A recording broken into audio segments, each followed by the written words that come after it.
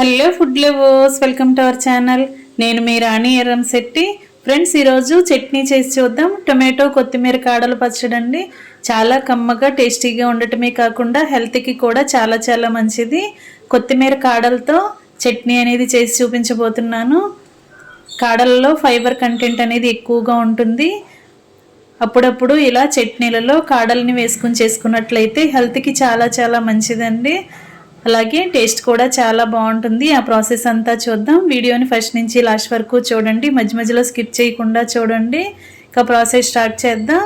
మీ ఘాటుకి తగ్గట్టుగా పచ్చిమిర్చి తీసుకుని ఇలా కడుక్కుని శుభ్రంగా చిన్న చిన్న ముక్కలుగా చేసుకుని పెట్టుకోండి. ఇప్పుడు టొమాటో ముక్కల్ని కూడా ఒక కప్పు తీసుకోండి.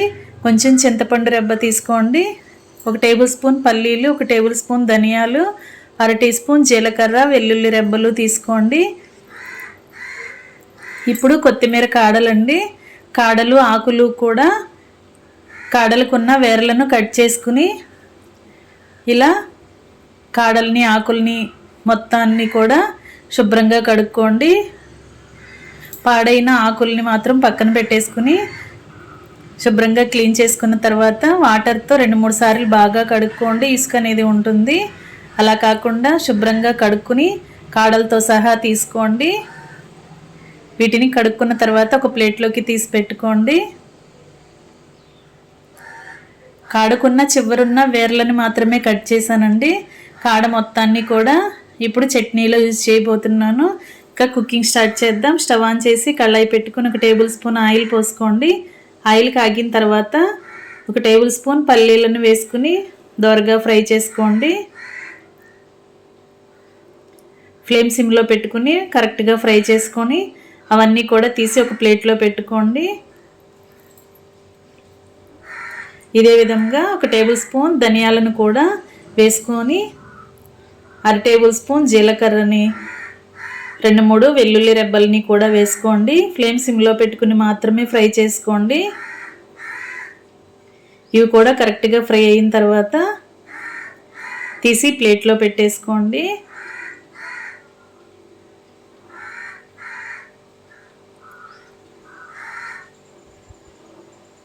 మొత్తం కూడా తీసుకున్నాం కదా.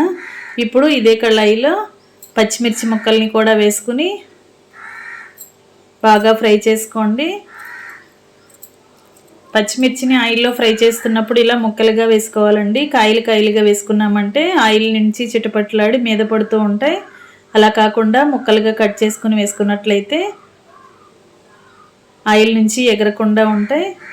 ఇవి కూడా కరెక్ట్గా ఫ్రై అయిన తర్వాత అవి కూడా తీసుకుని ప్లేట్లో పెట్టేసుకోండి.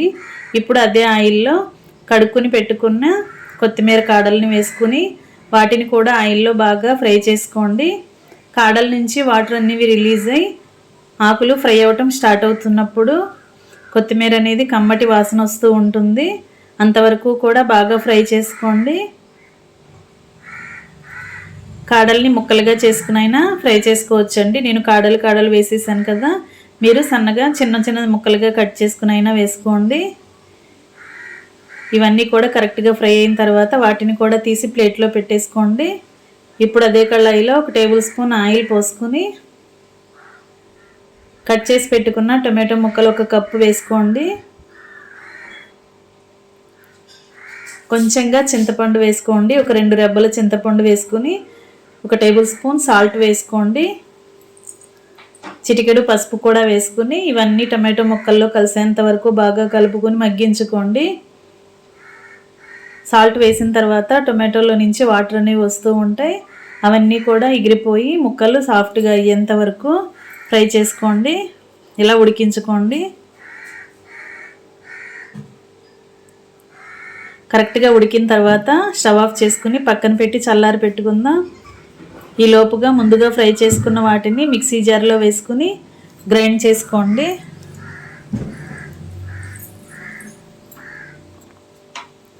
ఒక మిక్సీ జార్ తీసుకుని దానిలోకి ముందుగా ఫ్రై చేసుకున్న వేరుశనగ పప్పులు, అలాగే వెల్లుల్లి జీలకర్ర కూడా వేసుకుని ధనియాలు కూడా వేసుకుని బరకగా గ్రైండ్ చేసుకోండి. కొంచెంగా సాల్ట్ వేసుకున్నట్లయితే పప్పులు అనేవి త్వరగా గ్రైండ్ అయిపోతాయి.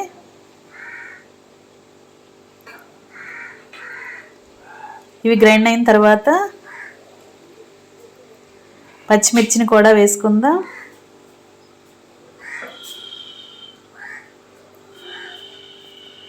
పచ్చిమిర్చి కూడా వీటిలో వేసుకుని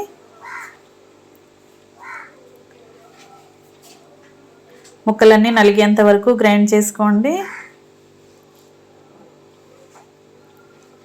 ఇవి కూడా గ్రైండ్ అయ్యాయి కదా. ఇప్పుడు ఆయిల్లో ఫ్రై చేసుకున్న కొత్తిమీర కాడల్ని కూడా వేసుకోండి.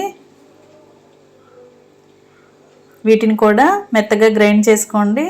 గ్రైండ్ అవుతున్నప్పుడు కొంచెంగా వాటర్ పోసుకుని కాడల్ని మెత్తగా నలిగేంత వరకు గ్రైండ్ చేసుకోండి. వాటర్ అనేవి ఎక్కువగా పట్టవండి, కొంచెంగా వేసుకుంటే మెత్తగా నలిగిపోతుంది. ఈ విధంగా మొత్తం కూడా గ్రైండ్ చేసుకోండి. ఇప్పుడు చల్లారి పెట్టుకున్న టొమాటో ముక్కల్ని చూద్దాం. బాగా చల్లారిన తర్వాత వాటిని కూడా ఇలా జారులో వేసుకుని దీనిని కూడా మెత్తగా గ్రైండ్ చేయాలి.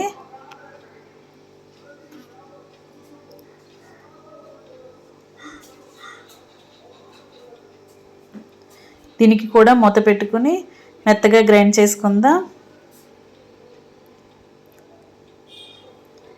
మొత్తం కూడా నలిగాయి.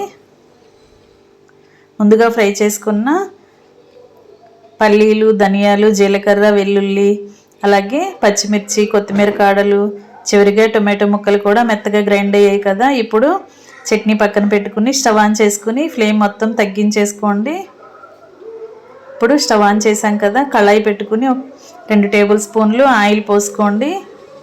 ఆయిల్ బాగా కాగిన తర్వాత పోపు దినుసులు వేసుకోండి. ఆవాలు, జీలకర్ర, ఎండుమిర్చి ముక్కలు, అలాగే కొన్ని కరివేపాకులు కూడా వేసుకుని వీటిని ఆయిల్లో బాగా చిటపటలాడేంత వరకు ఫ్రై చేసుకోండి. ఇప్పుడు దంచుకున్న వెల్లుల్లి రెబ్బలు కూడా ఆయిల్లో వేసుకుని పచ్చివాసన పోయేంత వరకు ఫ్రై చేసుకోండి. ఇవన్నీ కూడా కరెక్ట్గా ఫ్రై అయిన తర్వాత గ్రైండ్ చేసి పెట్టుకున్న చట్నీని ఆ పోపులో యాడ్ చేసుకుందాం. చట్నీ అంతా కూడా ఇలా కళాయిలో వేసేసుకుని వెంటనే స్టవ్ ఆఫ్ చేసుకోండి. ఇప్పుడు చట్నీకి పోపు అంతా కూడా కలిసేంత వరకు గరిటెతో బాగా కలుపుకోండి.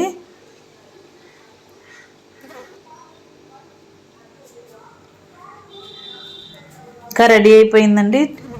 చాలా చాలా టేస్టీగా ఉండే కొత్తిమీర టొమాటో చట్నీ. ఈ చట్నీ అనేది సర్వింగ్ బౌల్లోకి తీసుకుని ఫ్యామిలీకి సర్వ్ చేసుకోవటమే. ఈ చట్నీ రైస్కి చాలా చాలా బాగుంటుంది. వేడివేడి అన్నంలోకి నెయ్యి వేసుకుని ఇలా చట్నీ వేసుకుని సర్వ్ చేసుకోవచ్చు. అంతేకాకుండా దోశలకి, ఇడ్లీకి కూడా అప్పటికప్పుడే ఈ చట్నీతో సర్వ్ చేసుకోవచ్చు. చాలా కమ్మగా టేస్టీగా ఉండే టొమాటో చట్నీ రెడీ అయిపోయింది. వీడియో నచ్చినట్లయితే లైక్ చేయండి. ఛానల్ని ఫస్ట్ టైం వాచ్ చేసిన వారు సబ్స్క్రైబ్ చేసుకోండి. మరొక రెసిపీతో మళ్ళీ కలుద్దాం. Thanks for watching. నేను మీ రాణి ఎర్రంశెట్టి.